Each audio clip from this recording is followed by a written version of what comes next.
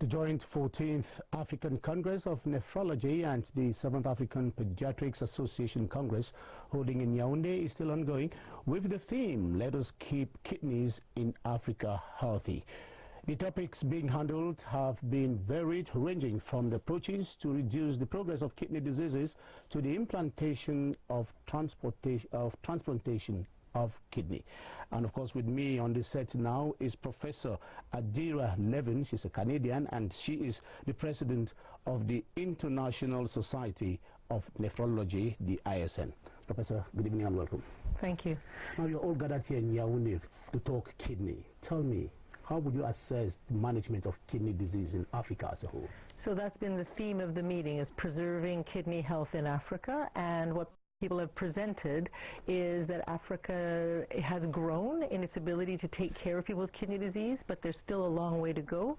And there's a very large commitment on part of the African nephrology community to make it better and to speak to governments and make sure that we actually have as best kidney care as possible.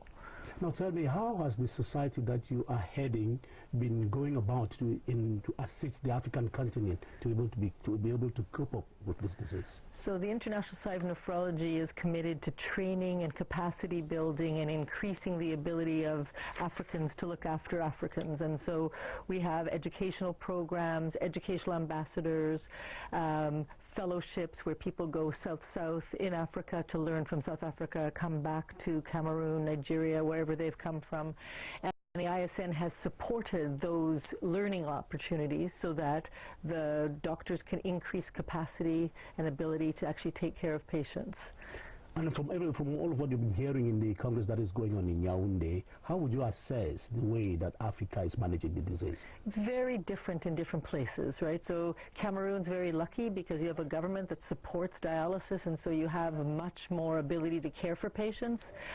In other parts of Africa, it's more desperate, and there are very few kidney doctors to look after the patients, and we're struggling with no resources and not enough money for dialysis and transplantation. So is it great here? No. Is it getting better? Absolutely. And there's a huge amount of energy, and the pediatric, the children's group is very committed to helping to improve the health of children, which makes healthier adults, which makes it harder for kidney disease to be so devastating. So there's a very good integration and commitment of the whole community. What is your take on this idea of kidney transplantation on the African continent? So it's a fantastic opportunity. Dialysis is one therapy. Transplant offers a much better quality of life. The goal is preemptive living transplantation.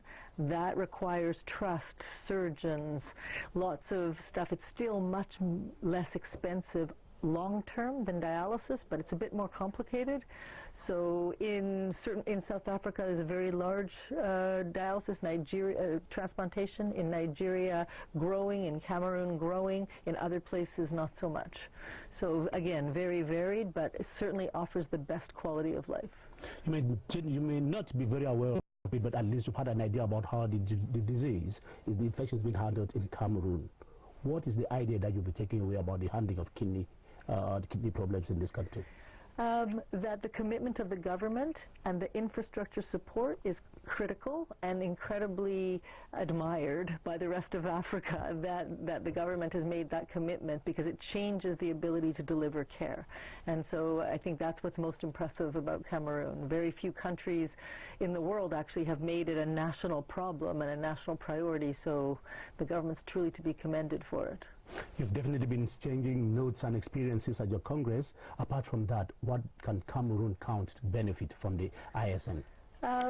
Continued support and also advocating within Africa with countries like Cameroon to actually make it more equitable around the country, around the continent, to make sure that Cameroon can be an example of what happens when the government creates infrastructure and supplies dialysis. And you are meeting in Cameroon now. What will you be taking away at the end of this Congress? So many things, truthfully, so many things. The commitment and the joy that people have in taking good care of people, that the patients really come first, and that's their major prerogative. And I think that is something that many countries don't have. It becomes a lot about other things, and I think that that still very much exists to do the best we can in Cameroon.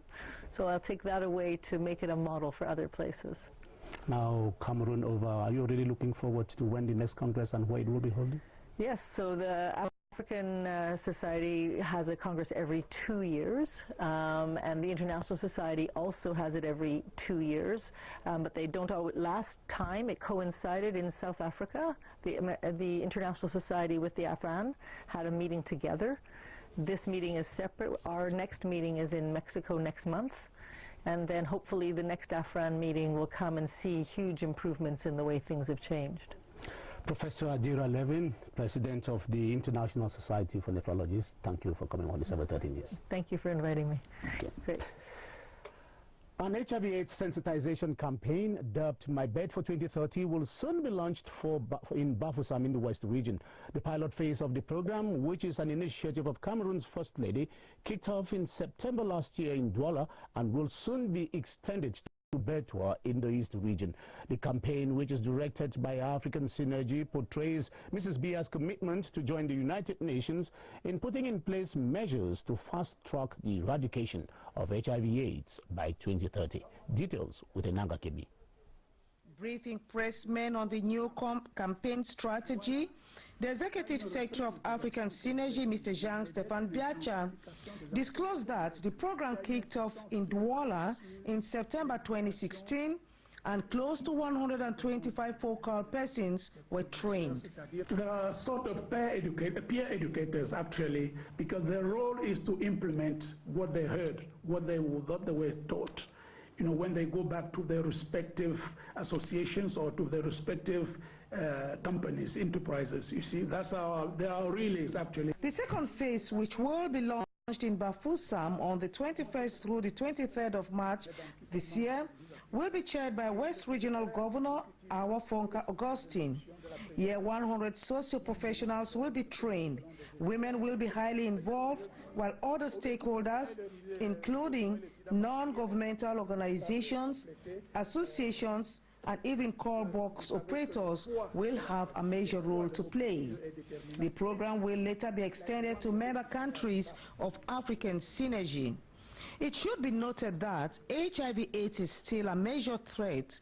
The pandemic persists despite the downward trend. At the end of the pilot phase, close to 100,000 screenings will be carried out with results collected, 50 HIV units established, more than 100 companies in both the private and public sectors, and